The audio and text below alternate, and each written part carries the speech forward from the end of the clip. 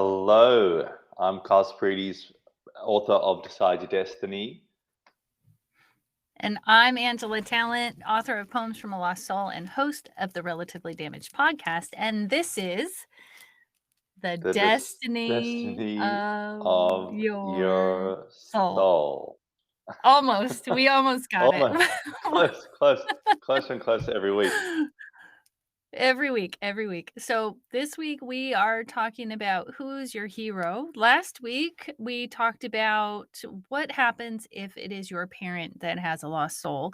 And the homework actually was to, let's see, it was to what the question was, what could you learn from someone you hate? And the practice Or was despise.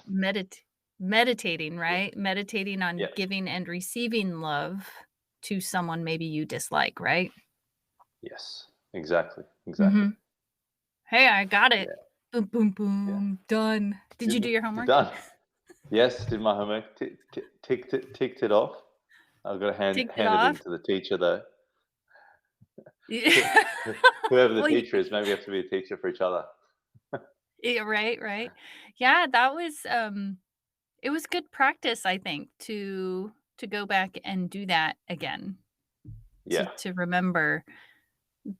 Because sometimes it's like I think I get over it, but I was like, "Gosh, what could I go back to?" And it actually brought up some things I need to work on, yeah, or that I am working on, and there were yes, some great things that I learned, about the person as I meditated, how creative they are, how loving they are, how giving yes. they are.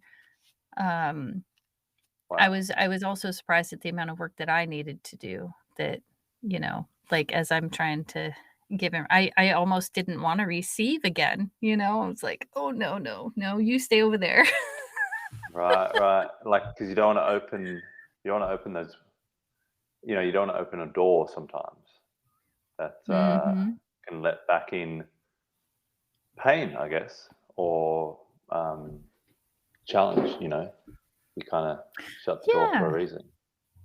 yeah. Well, sometimes that yeah, it's for a reason, and even cracking it open just a little bit can, um, trigger some stuff, which is fantastic, right? Because we think we get over these things sometimes, and then we go back and it's like, "Whoa, wait, there's more there." There's always more, isn't there? There's Did always you more did work you to be learn done. that in your homework, did you learn that? Yeah, so I think, um I mean, so like for me, it could be the reason I guess I use the word hate was because you've got such strong feelings of that person. You've got such like build up and aggression, and then you're not realizing like I guess they say hate is like a form of love. Yes. You've got this kind of connection. You've got this bond, and you see this done in movies so well. J.K. Rowling, the series of books, the Harry Potter, the movies that came out of that, the the kind of connection of like Voldemort, and hope I'm not spoiling anything for anyone, but Voldemort and Harry Potter, and kind of like that sort of that connection that was struck um, because of what happened to his parents, and I mean, Lord of the Rings like plays on this, like that kind of the connection. Um, like if you've got that ring and things like that. So I think it's an interesting, um, universal law of that connection that if we have hate towards someone or if we have aggression towards someone, whatever, it kind of binds us. And if you think of Yeah. that in a spiritual sense, and our soul developing and moving beyond this plane, and or how it's going to be greater beyond this plane, if we've got all these ties that we've created of people that we hate and despise on this planet, and we think, oh well, once I'm dead, it's all gone. It's like I feel like you've kind of sewn in those contracts, and so you got to be very careful, or be very aware of that. And so by asking the questions, what can I learn from this person, you change the relationship with that person that you despise from a Yeah. relationship of hate, and now I've got a tie and I've got a bond and I'm shackled to you, to let me observe you, kind of like your soul. Let me observe. My grandmother and her brother both had surgeries, and they told the doctors when they came out, when they came to consciousness, said, "Oh, I know what you're doing there," and they knew like medical terms. They knew like they knew everything that the doctors were doing because their soul had gone above, to the roof and was watching over their own body being operated on. So this might be a bit a bit hot out the gates for a lot of listeners, maybe not, but I think it's that's what that question does, is it allows you to come out of that relationship with that person, that hate, that despise, and remove yourself and just kind of like an eagle, like look over the whole environment and go, okay, what can I learn? What can be learned? And then you're kind of Mhm. shackles. I mean, that's how I Right. make. Oh, yeah. Yeah, I think so. It's just getting recognizing where there's a stalling out point, right? Like, Yeah. oh, okay. I'm stalling here. I gotta work on that." Yes. And Yeah. I think that's fantastic because, I mean, like I said last week, I would I could not hate someone I've never loved. It just doesn't really work out that way. Yeah. Yeah. Yeah. And Yes. usually if it's someone that let's say this, if I haven't loved them before and right out the gate I hate them, it's because they're triggering or they're showing me all the things I don't like in Mm, myself, yeah. usually. Yes. Yeah, yeah. And that's what a reaction does. Like when you react, if you react out of character, and if someone calls you out on your crap, like you react out of character, it's usually because, hey, there's something that you're suppressing, something that you've got to handle, but you're not handling it, and that person's just kind of like poking that little bear. And they don't even know it. No, That's the interesting part, right? They have no clue. exactly, exactly. Yeah. Which I brings love that. us to this week's topic, which is who is your hero? And that's such a huge question. Yeah, I think so. So, and for some of the listeners who come in here, you know, joining us for episode 4, what we're doing is we're going through the book I wrote, 22 chapters, and kind of in each chapter I focused on a certain topic. So in chapter 4, I wrote about heroes, and then it was about like you becoming your own hero, and part of that you're working out, okay, who have been the heroes in your life, and not just the heroes on screen with the spandex. It's the heroes who have shown up for you in your life, the mentors. What are the character traits, and really you know describing that. And then I spoke about Lord of the Rings, Harry Potter. These movies and stories follow the hero's archetype, the hero's journey. A hero with a thousand faces, the book, the famous book. So in the book that I wrote, in chapter 4, I go and the exercise at the end of that chapter is to write your hero's journey, to create it from your life. So that's the topic. And I guess who's your hero, or talking about hero, people kind of I guess they don't think of themselves in that way, but you can be a hero. Yeah. Don't know if I've got it. We've got a So, Facebook user that put sorry. a note. Yeah. I don't know if I've got one hero. I generally admire different qualities in different people. Yes. Yeah. And that's the whole, point of it. Of the I guess what I was talking about was kind of what are those qualities, those character traits? Because I love this quote: "What you see in me, you cannot see in me unless it's in you." Yeah. And that's the point of it. It's like, okay, what you see in your hero, you cannot see in your hero unless it's not in you. It might not be out on the front in you, it might be something that you're still stirring, but you can't see it unless it's part of you. And that's the beautiful bond and the connection of all of us on this planet as spiritual beings. No matter what conflicts, what's going on around the world, what differences, how polarized we are made to be, or how polarized we are to be. At the end of the day, it's like we can't see love and compassion and all these different things if it's not things that are within us already. So that's the beautiful thing about focusing your attention. And I spoke about the eagle earlier. The eagle gets up really, really high, and for 5 miles can see its target and see where it wants to go. and it has that clear vision, that strong vision. And so if you're focusing on the qualities of your hero that really are qualities that you want to emulate, or qualities that you find admirable, then you will start to kind of bring that into your life. And the more you focus on it, the more you can bring it into your life. And it's kind of like, something to get serious about, not just something to laugh about, in terms of like, I couldn't be a hero, ha ha ha. It's like, hey, we need everybody to be a hero. We need everyone to step up, Imagine if the people in your life that you needed at certain times didn't step up when they stepped up. Like Mm, it's like we need heroes in our life. But yeah. but what do you take away from I guess from our topic?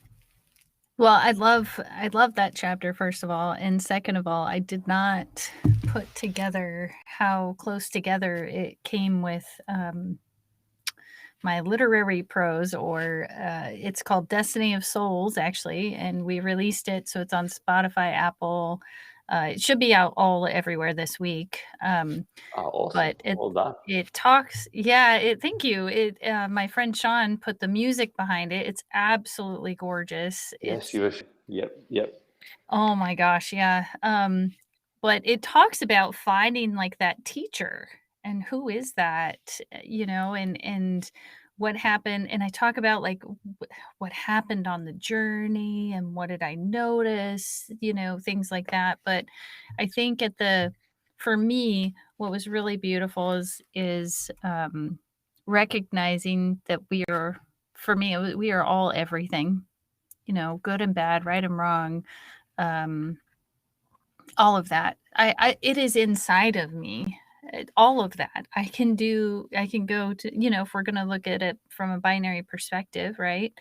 Then I could be good or I could be bad. But, in one situation, what's bad might be good in another situation. And what's good in another situation might turn out to be an absolutely wrong choice, and just not work out for that situation.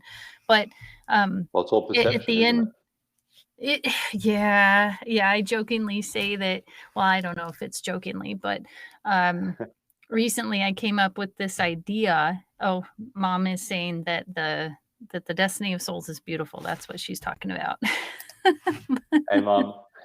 I've heard the one that you shared with me behind the scenes, but so you elaborated on it because you Right, shared. so we Yeah. used same music, but we put my Yep. voice. Uh, Okay. Beautiful. so Beautiful. it's beautiful. Yeah. So we finally released it. It was something I had to push the button on this end. Yep. He Yes. couldn't push the button, and I don't know why it took me a couple weeks, but it did.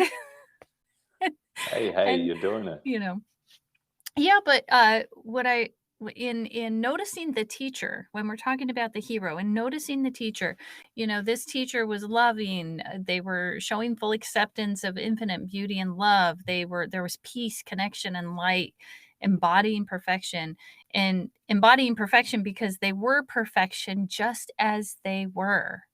And Mm, so this is what I'm describing as my teacher. And towards the very end, they turn and I see it was me, always. And the mm, people that were following me, it was you, always. And then it was like noticing that you're a part of me and I'm a part of you, and we are part of the earth, the air, the fire, the water, the ether, never any more and never any less. Like all pure love. The like is not in there, but like what happens when I can look at everyone else and see all these great qualities and recognize that we're all love. I love when Dr. Fred Blum, one of my friends, he taught me about um he asked me a question. I think it was to the effect of, what if when you're looking in someone else, you're seeing yourself? And so I did an mm. experiment and I walked around imagining, what if that person is me? And I finished my experiment and then I went to the store and then I got judgy. I got super judgy. And I'll get to the comment in a minute. We have a comment behind the scenes, guys. And all of a sudden I was like, wait, but that's me.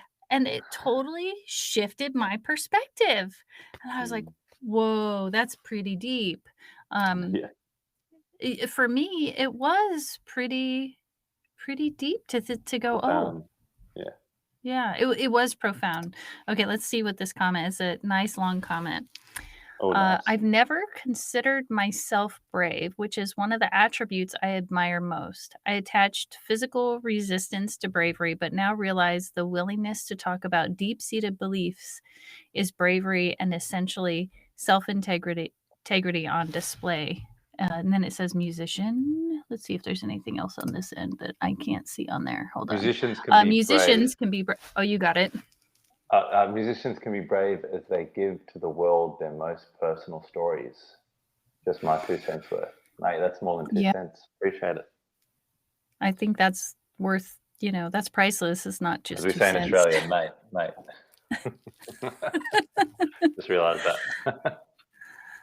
Yeah, that's beautiful. I think, it I love that. I yeah, music is something that touches the soul, and I don't think for me, it's like poetry. It goes to Well, a it's like place all that all art, isn't just it? words can't. Yeah, yeah, that's You're true. giving of yourself. You're like you're bearing of yourself. My partner, she had an exhibition a couple of weeks ago, and like I've seen her working on her paintings over time, and and I looked over every so often, and then she got to the point of exhibition, and she's got so many pieces, and I'm looking at these pieces in a different way, even though they've been around me the whole time. Now it's in a different environment, it's an exhibition.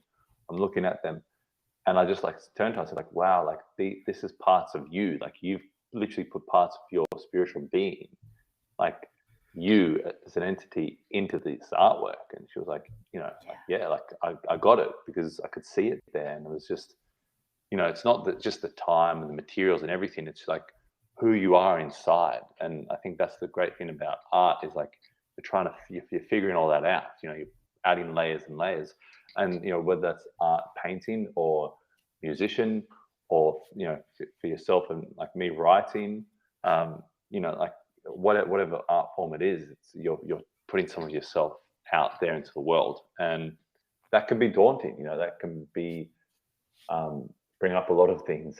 Like you're Well, talking about this yeah. earlier. Well, and that's a hero in my book, and that's a courageous hero in my book.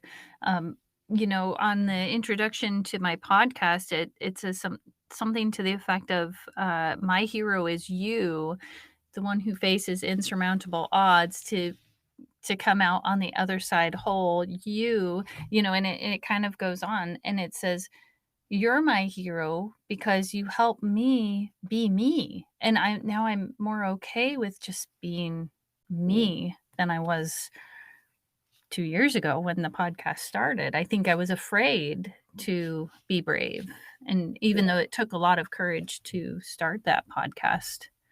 Um, Well, that's one of the beautiful things of. I mean, there's like with everything, it's two-edged sword. Like with the internet. One thing it can be, uh, technological freedom, and another side it could be technological enslavement. It could yeah, be like you hear about Elon Musk doing open source, like for his patents, so like the internet can be open source, communication, freedom of speech and thought and expression, and it can be that, or it can be like censorship, or like some parts of the world can't get information on other parts of the world. You know, um, I think I spoke about this before. There was this game. Can't remember the exact game, but they put in the Citadel, in the online game universe, the library, information about the West, because in their country they were blocked from seeing any information about the West, and so people were learning about, maybe these countries that I've been told my whole life are so terrible and to hate, and we might go to war with, aren't as bad as I've been censored to believe, and and so it's kind of that two-edged sword of the internet. But one thing I do like about it is it's giving more people platforms to speak, and I think yeah, it's really important that we respect that. Um, in the last few years, I think that's become such a topic.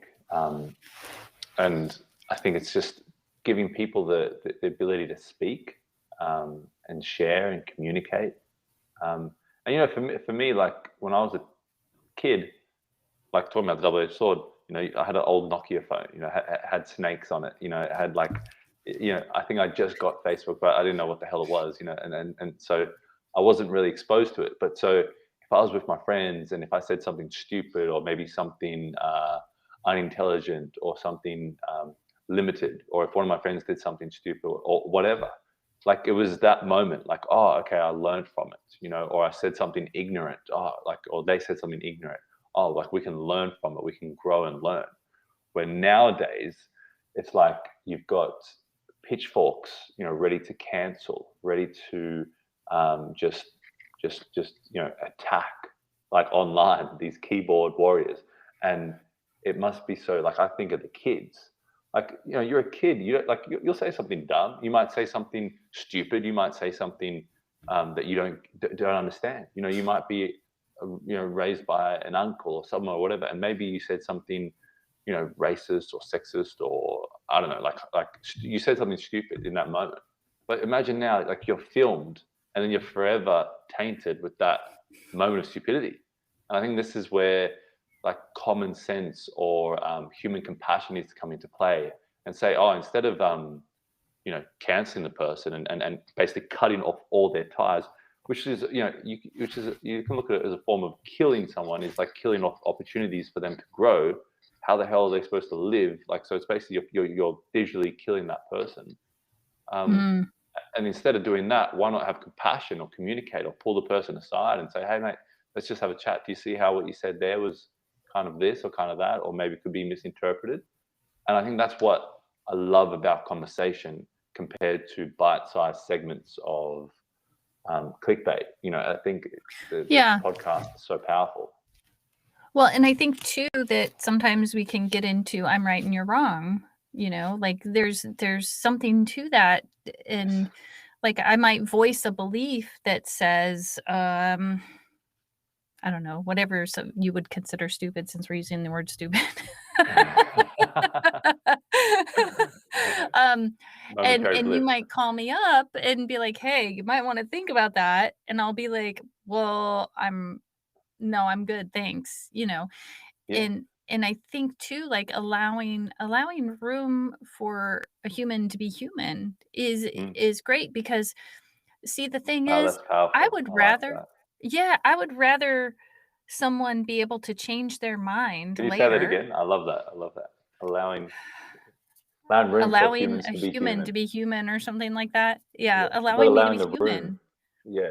Yeah. Yeah. Yeah, just everyone to be human because I might I'm gonna have a belief today that I hope someone challenges my beliefs, right? In a respectful, loving way so that I can really better understand, especially if they think my belief is wrong. But if they come at me and tell me, "Oh, you're wrong," that's my hero. That's not for me. If we're talking about heroes, that's not necessarily my hero. Now, I still am the type of person that will go and think about it and try and figure it out. But a lot of times, especially initially, is I'm going to push back on if someone comes right at me, you're wrong, you need to believe this, you need to believe this, you need to believe this, instead of trying to understand how I came to that conclusion and then maybe showing me or explaining to me where they think I may not have thought through all of it. Or, I love using street epistemology, which is asking questions to see if someone's really thought through their belief, if because sometimes there's going to be a hole in a belief and that hole is just gonna have to be there. At least for me, I'm not going to sometimes I will know that that hole is there, like some people would say God doesn't exist, right?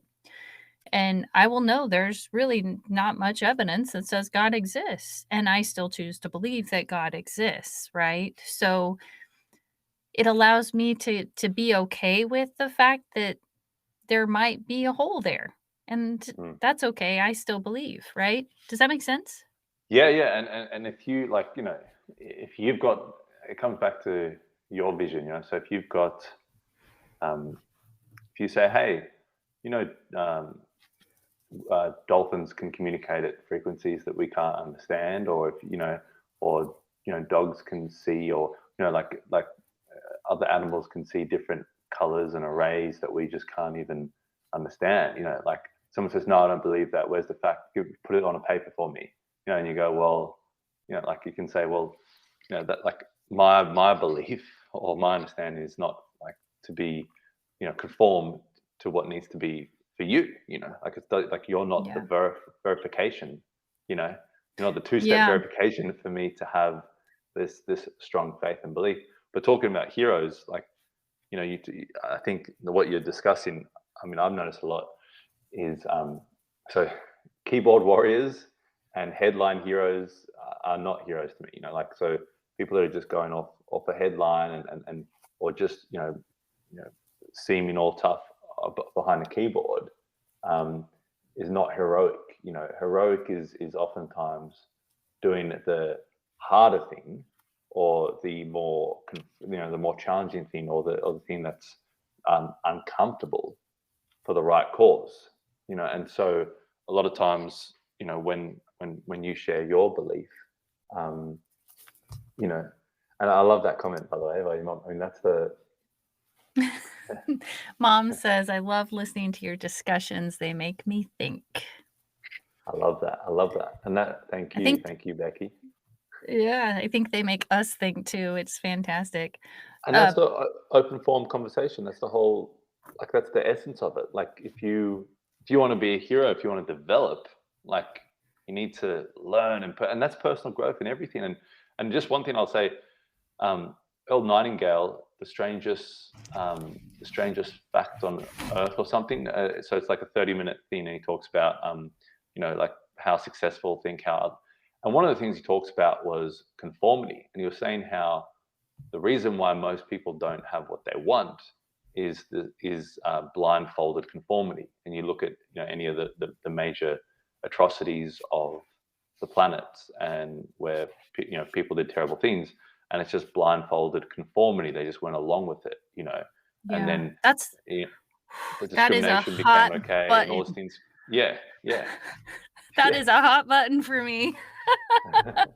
I'm like, yes, the shocking experiment with Stanley Milgram, the Stanford Prison Experiment. Those are 2 movies actually that I showed, my youngest, daughter, I think junior high, for that very reason, because so many times people are afraid to speak up and step out to say, especially when they find something different, and it happens in yeah, science too all the time, where yeah, one scientist will come out and be like, I just found this out. And because it doesn't fit within the normal not standards, I don't think that's the right word, but what people are believing at that time, and then it kind of gets lost in the shuffle and put under the table until there gets to be more and more evidence. So the same thing happens, which actually also happens in our brains too, right? Like we have to come around now.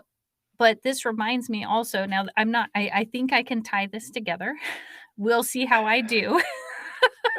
There that's was the an artistry. The artistry. Go yeah, on, go right. There was an experiment, I think it was with cats, I'm not sure. Um, it may have been with something else, but where they showed them only vertical or horizontal lines. So somehow they removed any other, line of the opposite line from their experience of life, and when they came out of this enclosure that they were in, they literally could not recognize the the line that they did not have any experience with. And Wow. so I think that's really interesting, and I love thinking about that, mostly because what am I not seeing? What is it that I don't know? And maybe can I not see it because I haven't been exposed enough to see it? Because I mean, there are, Mm, if we think just about mm, light, there's so many spectrums of light that we cannot even see. yep. Even We can't see Dimensions. X-rays, we can't Yeah. see Wi-Fi, we can't see Bluetooth, we can't see all of these things that it just is amazing to me. So we've got another comment here. Well, that's a powerful comment. Let's see. I know I love this. Okay, I'm gonna read the first part. Will you catch the second part for me, Kyle? Sure. Because Yeah. it ends at okay. So, in Yeah. times of great conflict, as we are currently and globally, compassion and understanding are more important than ever. They may be the only things which bring peace and survival of our species. This is my fact, and the greatest poets, philosophers, and Leaders of our times have spoken of such. It never loses relevance for me. You are both doing mm, important work in this regard. Ah, thank you. Love that thank you. comment. Yeah, and I, that's creating the space, creating the platform. That's a big part of it. Uh, one thing I wanted to share, and I hope I didn't jump in, but no, there's go for it. I'm gonna do my poem after. beautiful. All right, guys, we've got something to look forward to here. I've been given a VIP view into the poem, and it's epic.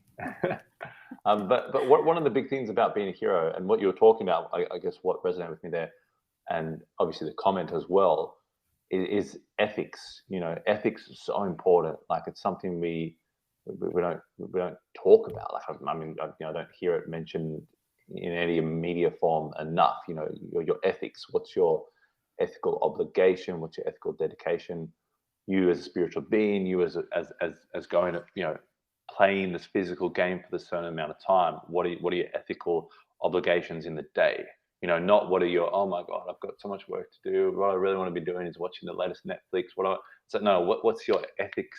Where's your ethics? How are they aligned? And part of being a hero is ethical. It's such a core aspect of being a hero, becoming your own hero, being a hero for others. You can imagine if there's that quote like, oh, they say not to meet your heroes, because you might meet someone who's your hero. And then what happens? You see them doing something ethical or immoral or not true to character of the character that you developed in your mind. And then you go, well, that burns. And so there was this book that I was reading, and it talks about this, and you're talking about scientists. The scientist created this like health product and this company. And he was basically just trying to get, push back degenerative disease as much as possible. And he was, anyway, so he developed it, and then there was like a new CEO of the company, and over time, and the new CEO came in, and they had a batch of like their products going through, and they found microbes in a batch, because they test for everything. And then even though the microbes were such a like small aspect, and they wouldn't actually have any effect on the health of people receiving the products, they went, one of our core, they got 4 core things. One of their core 4 things was ethics. And they said, we're going to, dump the entire production, like the entire, it cost, I think, 2 million to the company to dump all that produce. But they said, our ethical obligation, our ethical commitment is to have, like pharmaceutical grade cleanliness of their products for their health Mhm. products that they've got.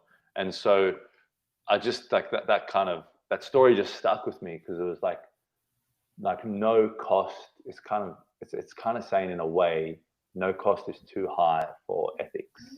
Yeah. And yeah, ethical obligation. Yeah. I think too that, to remember, like what you were saying, is we might meet that hero and they may not be what we think, or they may, depending on what we've created in our own minds. And I think that's really important to remember, because it is so hard to stay on all the time. We are all human. And if we expect ourselves to get to have the full human experience, or think we're, which is the full spectrum of emotions, all of that, it's about making mistakes, it's about all of those things, then why would it doesn't make sense to take that away from someone else. So in the poem that I wrote, it Let's hear it. I is I'm excited. You are today. You are. Is my it so it goes I think I'm calling the title is hero, but I'm not sure. So my hero is you. You who gets up each day to face the unknown. You who, when it seems like life has beaten you down, finds a way forward. And even when you don't feel like a hero, you are my hero because you keep trying. And for me, it's remembering that every day, every one of us gets up and they keep trying. I think over the last week, one of my daughters said something to me and she said, "What do you think I'm never going to change?" And I'm like, "Well, honey, that's impossible." And she looked at Yeah. me.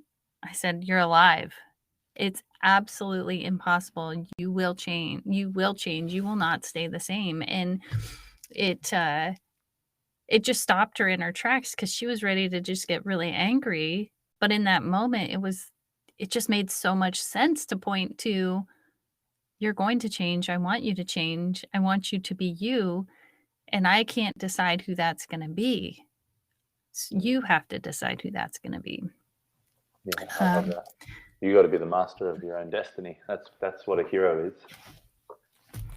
well, yeah, and allows other people the room, I think, to be the master of their own destinies, to Yeah. make their own mistakes, to give them the room to fail if they need to, and not decide that. Because I used to decide or thought I knew what was right for other people, especially my kids. I mean, that's actually a really normal behavior, and I Yes. came to realize it's a very normal behavior. Yeah.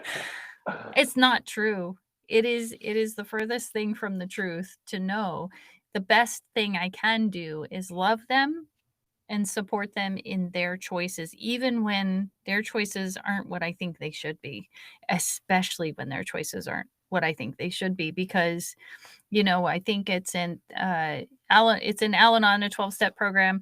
They usually talk about, um, you don't want to take away the alcoholic's last beer, or you don't want to pour it down the sink, or you don't want to, how do you know if it was going to be their last or not? And in some ways, maybe some of those Mm, people are my heroes because they know something's wrong and they're trying to fix it. They just don't know how, mm, like maybe they haven't yeah. found their way back to their heart or whatever it is. Um, I don't Yeah. know. I don't have the answers, but I know we have a couple of comments, which I should probably put up here. Our Facebook Yes. user says, personal integrity cannot be bought. So true. Yeah. So true. The And comics then, coming thick and fast. right, yeah. And then, the film Gladiator is a very good example of this. It's a fantastic movie, totally agree. And then our last comment here, "That's a lovely way to speak to your child. It's funny how truth is so powerful. It cuts right through everything. It can stop people in their tracks." The reality of it is that comment stopped me too. It's like it popped into my mind. I mean, I feel like that was a God-given or given from the universe thought of, "But that's impossible." Like, I think I even looked at it like that, like, "But you have to, because 'cause you're alive." Like, Yeah. Yeah. And you're changing. I mean, you're like how many? I think it's a crazy number amount of your cells die every day and that are rebirthed, and like your skin, like everything's changing, and yeah.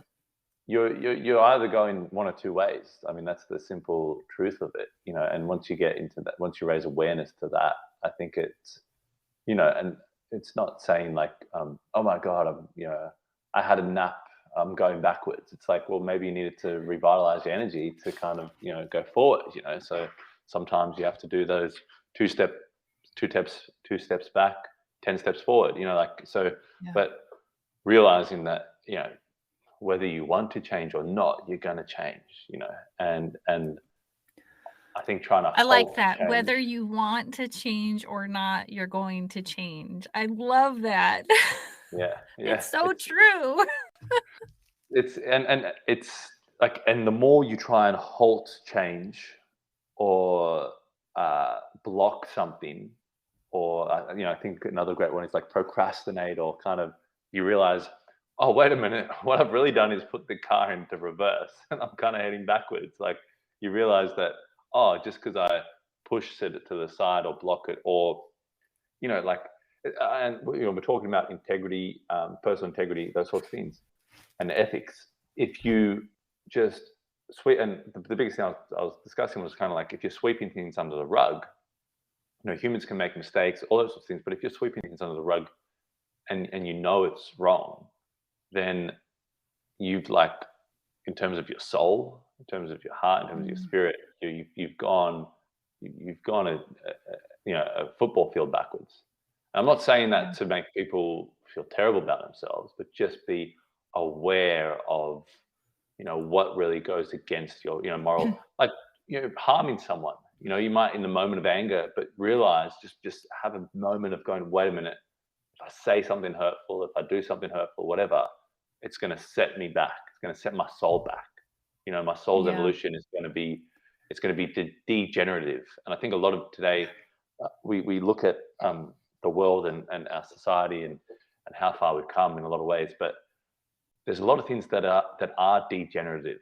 There's a lot of ideas um, and ways we do things, and I guess conduct ourselves, and not having that personal integrity and those ethics, and sweeping it under the Yeah. rug, and not allowing truth the light of day, and um, you know allowing the victim and the excuse and that part of us to become the new limelight, that it just is degenerative to our evolution. It's not like I'll say, I at moment at moments in my life, I was in that victim mindset. I was in that, poor me. I was in that, like, excuses. Let me find reasons. Let me find blah blah. And my grandfather, his mother, when she was at school, all the kids at school died in the World War. And so she didn't want any of her kids to go to the World War, and the next World War came, and four of them went off to the World War. So like I'm sitting there going like, oh, I'm a victim. I've got excuses. I got, like, oh, this, woe is me, and I'm like, holy shit, like we can't even understand the world that people lived in 50 years ago, 60 years, and how challenging it was. And I think that quote is so powerful of, what is it, like hard times? I'm going to mess it up, but it was basically like, hard times create strong people, and easy times create weak people. And that's that whole environment, Oh, talking about the cat as well, like that whole environment thing. Like if you've got that well, environment, you yeah. know, Well, uh, if you go into like an old folks home or physical therapy or something like that, if you do everything for that person, then for what yeah, purpose do they have to live, right? mm, They have to, as you know, my hands don't work right. I do have caregivers who help me. It is actually very important to me to do the things I can do, and sometimes mm, even try things that I can't do, but I'm just like I call it being stubborn in that moment, so that I can um just see, just so I can say I tried sometimes, and the other thing too that I wanted to get to was that when we those darn sticky notes in our life, right? Those darn sticky notes that end up in our book of life where we didn't listen to our soul's calling. So and that goes back to what you were saying, when somebody is doing something that they think is wrong, that's where one of those sticky notes goes, because they feel in their soul that they need to go another direction. My hero is the one who is like scared to death and brave as all get out, because they go, crap, I don't want another freaking sticky note in my book that says, remember that you didn't listen there. Like, and they step out, and even though they're scared, they're terrified, the courage comes up, and they become who they are supposed to be, and their purpose shines forth. They're able to then move forward. It is scary though, when in that free fall or in that unknown or the I don't know world. Don't um don't think it's not scary, because it can be absolutely terrifying when when you're not sure what's going to happen next. Mm. Mm. And I You mean, know, that's and another. I was gonna say, and the reality of it is, even right now, we don't know what's going to happen next, but that we have some predictability to it. But Mm. when the predictability goes away, then it's like, "Whoa, Nelly, I'm in trouble now." I love all your colloquial sayings. I mean, darn, oh Nelly. just, I just want to say, Angela, you are one of the heroes of mine. You're a hero in my life for sure. For you know, like I think what's so powerful, and there's many people in all sorts of different situations in their life, but when you've been you're given the bread of, hey, you can be a victim here, or you can give in here, or you know you can go down this path of complaining and bitching and moaning and excuse making, like here it is, like here's the invite, and then you bat that hand back and you go, no, no, I want personal autonomy as much as I can. I want personal responsibility. I want to influence positivity. I want to make my life worth living. I want to make like an impact whilst I'm here. Yeah, I know it's going to be. I know you've got all that cushion, those cushions, those soft cushions of being a victim over there for me, but I'd rather choose this. And I think that is heroic in nature. So I just want to commend you. You know, and Yeah. commend all our listeners. Well, Like the and moments that you know. yeah, you actually, I think that when you say that about me, it's what I would say about you, and with the risks you took with, saying no to doctors. Oh my gosh, I couldn't imagine. I would have been afraid. I would have been terrified. The closest I ever came was, I was. uh, yeah, and they were telling you were gonna die, like, you will die, like, with certainty, they were telling you, and then they stopped you on the way out of the hospital Yeah. with certainty. The guys passed the Gosh, you got nurses a good passing memory. along the thing, like, uh, Yeah. it's just really our Facebook user says, "Thank you, both for an engaging statement. I'll see you soon. Work beckons." Thanks No for worries. coming. Thanks for coming. Thanks for Uh, joining us. oh, I, yeah. I mean, and I think too, I think we relate to maybe on a deeper level, uh, because we both had a parent that struggled in a big way with yeah, it's big stuff. Coping. Where we felt like we didn't have a parent. I think for you it was your mom. For me, it was my dad, and you, um, it just somehow there's that heart connection there. For me, anyway, I feel like there's something there, and you have this desire. You put out these big cosmic goals that scared me to death, like, and now I'm putting out big cosmic goals that scare me Woo! to death, right? Like, it's like we're trying to cheer each other on, and because I think our we align well on what is happening. But Yeah, I mean, that's why we're doing this. yeah, yeah, like, just determined to make a difference, a good difference in this world of ours, and I couldn't be more honored to be doing a show with you, a segment with you. It's Ah, beautiful. thank you, and likewise. And you are making a difference, and I think that's the one of the big things in that. I love a lot of philosophy, right? So I really do love ancient writings and scriptures, and some ancient, like just dialogues, like dialogues with the self, that these sorts of people, whether you look at, okay, Marcus Aurelius, who was the kingpin of the world in his time, or Epictetus, who was basically a slave, and so you've got like all these different um, classes, Yeah. and their thoughts, and there's a lot that I'm like, wow, yeah, that truth hits me, and other things I'm like, that's interesting. So one of the things I heard the other day was like, you have to go through hell to be reborn, um, to have that compassion and connection. And I was wondering that because I know people in my life who haven't necessarily gone through that. But then I questioned it again. I went, actually, I don't know what it was like for them to deal with that breakup or their sibling dying or their. And I went, wait a minute. I think most of us do go through that, and even the most protected, and he went to Ivy League schools, and he had.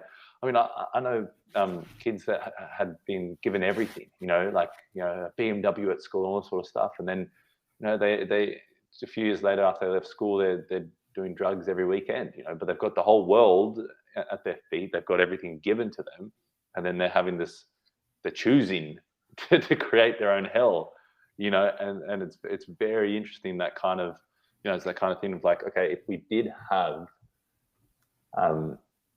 everything right, if we were living on heaven on earth, like would, and the psychological, the analysis of, well, maybe we'd want to disturb something. Like if everything was perfect, maybe we just would want to like break a plate just to like have something to fix, or disturb something.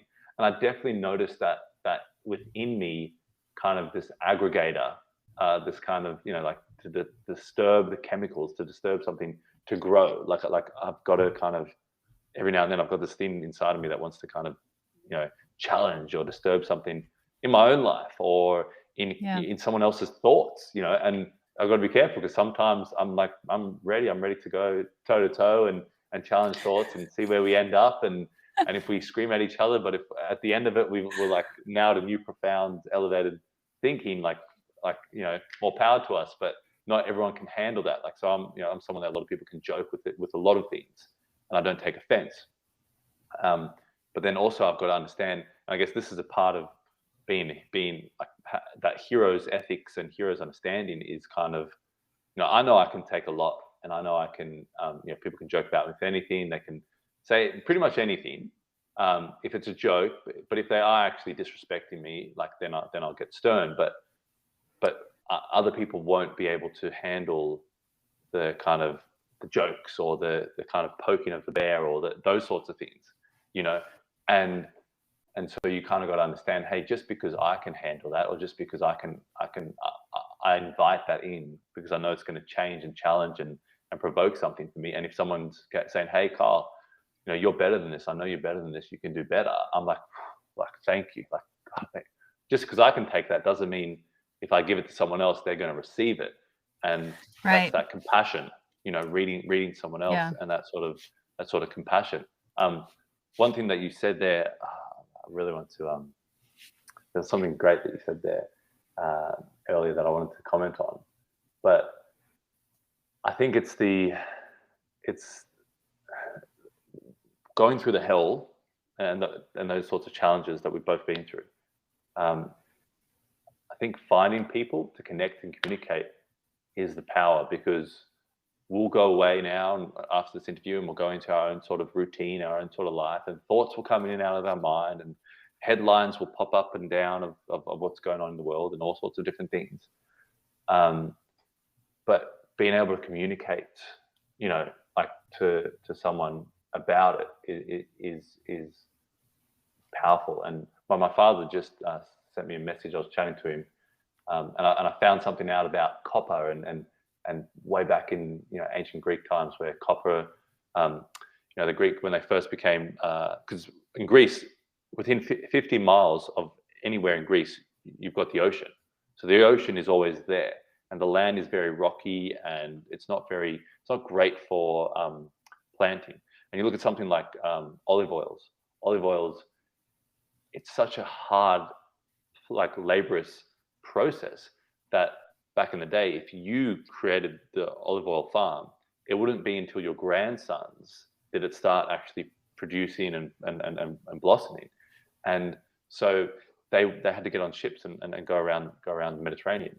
And that's when they first started discovering, these guys were seafaring people, because they got tin from Afghanistan, copper from like all sorts of areas, and that's how they kind of made it. And then on an island, there's like a certain material that is only found on that island, but it was taken to Greece, so that's how they worked it out. But anyway, long story short, the name, copper in Greece. So I was asking my dad that question, and then he's over in South Africa, so I was messaging him, and he messaged me back something about. I said, oh, tell me some more history about Cyprus. You know a lot about Cyprus, and because that's part of where I'm from, and he said something about there was just recently there was a big natural energy, like finding off the coast of Cyprus. And he said because of that, you've got Turkey, Greece, Russia, I think like in the Middle East, like you've got all these different sort of countries that are going to be really interested in that sort of natural energy resource, and things could boil over, and so that's very intense conversation. And so then you want to kind of, oh, well, I'd love to have someone to talk to and communicate to about this. And I think that's the Mm. value of our day, and of being able to do that. But I look at my grandfather's era, and that's what they had. They had community. People, I asked my grandparents, I would ask them, like, what's different about now? And she said, well, people are living more alone than ever. People are living more, they might have everything, but they're in their apartment on their own, where people used to kind of, oh, can you mind the kids? Yeah, I'll mind the kids. Do you want to come over here? You want to go to the church? You want to go? And they had community. So Yeah. now in our modern world, back then they didn't cancel people. There was no cancel culture. There was no, oh, if you say the wrong thing, you're crossed off. And I think this is something that is a real issue of modern times, is to be wary of what is the mental health of someone you could be canceling out or trying to kill digitally, and how's that going to affect them. And think of the next generation, think of the kids, think of, I chat to a 16-year-old kid, and he's telling me about, his friend posted something stupid up online, and then he got like deleted off Facebook, and like, I'm terrified of whatever. And so it's a challenging time, I think, in terms of community, and that in terms of a hero or being heroic. I think we can all be more heroic if we bring more community and connection, Yeah. and conversation. And that's what I loved about podcasts. Before 2020, there were 800,000. Now there's like, I think 2.5 million podcasts, and that was like There's a lot. great. Yeah, long form conversation. People, not a little bite-sized segment where we can turn that into drama and aggression and things like that. And then maybe that will actually change the consciousness, because the reason, media puts out so much controversial and shocking and things like that is because we gobble it up, because it actually works, because it gets ratings, because it's a proven system, The But what if we can emotional change value. that? The Yeah, emotional yeah, value. We're biting on to that emotional value. Now, Kyle, I'm going to stop you for a couple reasons, and I'm going to say, number one, when we were doing my family history, one day we were just clicking back all the way back, cool. and I found Marcus Aurelius. Yeah, yeah, wow, yes, yeah, And I was like, I sent it over him, and at the time didn't put it. Was a long time ago. I was like, I don't know who this is, but I know it's somebody important, and my yeah, brother-in-law was super excited about it. So yeah, yeah, yeah. so somewhere way back there is Marcus Aurelius. So every time now when I read his Woo! stuff, I'm like, oh, yes, this is exciting. Yeah, Um, that's I awesome. don't So I'm think talking to his I'm great on great par. grandson. I don't think I'm on par with him, but we'll see. Um, Yeah. and then the other thing I was thinking, I don't know what you had planned for homework, but what I had been Cool. thinking about is I would like the people watching and who want or who catch the replay and do the homework later to really think about, jotting down who their hero is, all of the characteristics that their hero has. Yeah. And then bring it back to us next week. Bring it back when you come to watch next week, and then we can talk about what that might mean. Yeah, and if they feel comfortable, they can share it in the comments, and that would be awesome. Or send it to And our email, which is the destiny of our souls at gmail.com. yes, yeah, you are onto it. Definitely Marcus Aurelius's great granddaughter. Great. Go, go, go, go, go. That's what I get for doing my family history, okay? Yeah, yeah. So many There's greats. fun stuff. See, There's a website where you can go and see, if you can tie it together, because the LDS Church has amazing family history stuff, but you can go maybe on this could for be the free homework to too. Yeah, that's true, that's true. You can go on How do you do I it? think it's is it Family Tree? Hold on, let me Family Search, create a free account, and as long as you it's so interesting as you tie into each generation, it just gets bigger and bigger, and then there's another website I think that you can put in to see what famous people are in your family tree, and it will tell you. It's Wow. fascinating. I What? think Judy Garland and um, some other really cool people, but I remember Judy Garland because she was big in my household. So yeah. Wow. Wait, so how do you like what do you have to send like a piece of your hair? Like do you have to No, send no, your no, blood no, and no, stuff? no. You Okay. just you get your usually so I put it so my information and then my parents' information and my grandparents, and then pretty soon it starts to open up because it's usually Just past names. eh, Just like off 100 names. years, like names, dates of birth you find, and Yep. then you kind of match them up. But if they're still living, you can't match them up. And I think within so many hundreds of years or 50 to 100 years or something like that, I can't remember. But you get back far enough, you do enough, and it just starts to blossom and it really opens up. And there's some really fascinating things. If you think about it, and I know we're going to have to go in a minute, but if you think about it, we are our ancestors. We were literally made from love by all of these people in our past. And so they have injuries too. There's things like that Thomas Hubel is doing about healing past traumas, not just us, but in our ancestry Mm, and things like that. And that DNA work is healing. proving to Yeah. be, yeah, really important. So I think it is Yes. important that we remember our ancestors. And even the other day I was watching a documentary and they were talking about like using DNA in trees as memory or something, and then creating like these computerized you could go visit this tree that would have this computer that would have this DNA. And I'm thinking to myself, you guys, we're already part of the trees. Yeah. What Over are we engineering. killing off? Yeah, what are we doing now? So I just was, from dust to dust. Okay, that's all I'm saying. Yeah. I love it. I love it. I mean, there's so much there and so much information and so much of what we need to know just needs to be revealed within us. Our our mental debacle of the mental tyranny, that we all experience. If we investigate more of ourselves, if we analyze, if we even do something as simple as like putting our life in categories and go, how am I doing in this area? Like what would I rate myself?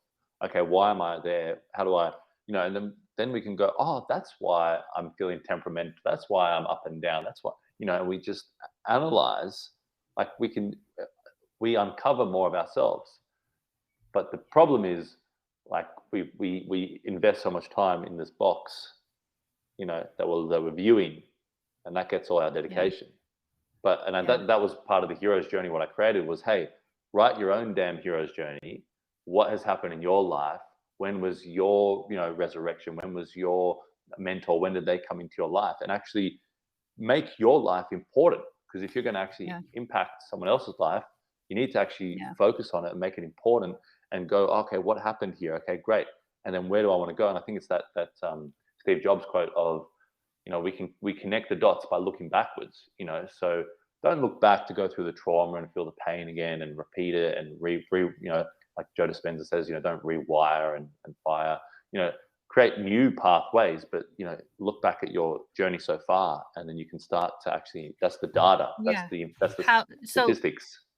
so I'm saying write down what are the characteristics of yourself, in your hero, and you're saying look back and write your heroes, and now write it from the perspective of the hero. You're Well, the match it. hero. Yeah, yeah. Yeah, So you yeah, can match it. You could go like, so part of your hero's journey, like think about your life and go, okay, so like bring it to, you could talk about Marcus Aurelius, you could talk about a hero, a warrior, like, so, someone in, Joan of Arc, but think about, okay, who are the heroes close to me in my life? That's what I'd say takes the next step. mm, see what characteristics they have. Sometimes it's easier to see it from a step away than to look Yes, at myself and figure out how I was the hero. So you're saying, look yeah, at the people, look at the heroes in your life. And I'm saying, okay, so then on my side is use that and make a list of those yes. And then characteristics what from your characteristics hero you want to story. emulate. Yep, Yeah, exactly. Bang yeah, on. Yeah, yeah, yeah. fantastic. Yeah, that reminds me of a conversation I had with my friend Christy a long time ago. I'm laying on the couch, and I remember I think she was sad about something, I was sad. I was like, "You know, what if we just decided to change our story? Like, Mm, what if we mm. just looked at it differently?" And then, you know, my friend Paul, I don't know if you know, I think you might know Paul Fortune. Um, Okay. he actually rewrite your story, and he Sounds. always says, keep your pen.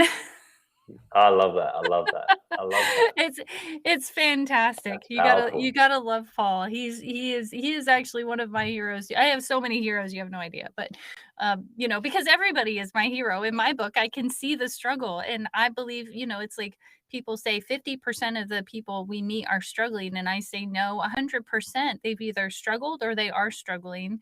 And that's all in the beginning of my podcast. And till this day, 100% agree. Like, Mm. when I wrote that, I knew it was a truth, like a just an absolute truth, because we're here to learn and grow. But we are way over, and we just keep talking. There's so many things I want to jump in there with, but yeah, exactly. I We gotta. know, I know. We could talk forever. Heroes Well, needed we'll save some two for next episodes. week, right? Yes. What? Yeah. I said heroes needed 2 episodes. Yeah, yeah, right. For sure. I know. Well, maybe we'll go through it again. No. Yeah, yeah.